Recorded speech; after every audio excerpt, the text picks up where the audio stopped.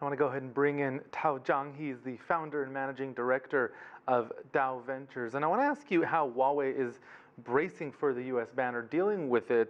Being shut out of the American market, of course, is significant.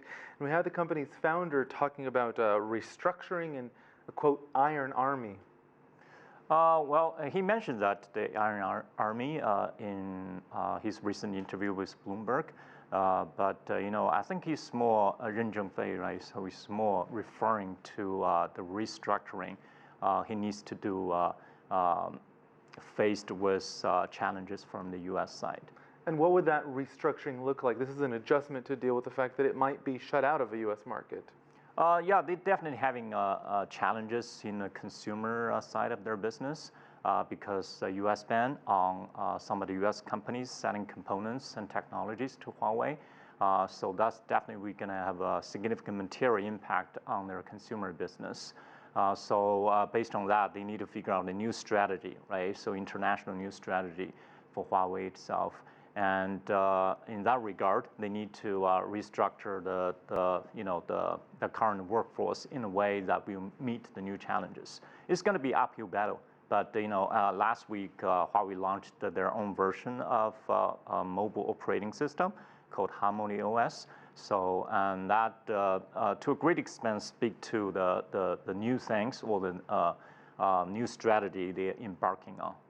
Huawei security chief said that the company should be treated no differently than any other foreign company. He said Huawei should be treated like Nokia and Ericsson. Would you agree? I agree. I think Huawei's Huawei's business is business, right? At the end of the day, it's a business entity, and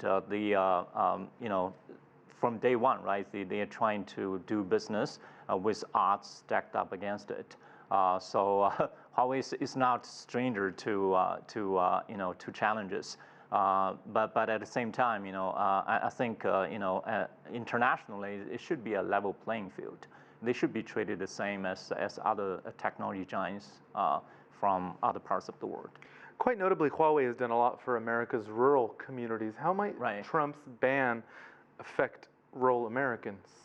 I think that will affect the rural Americans, the consumers, the rural community very negatively because what Huawei actually started serving rural community, the rural markets in China.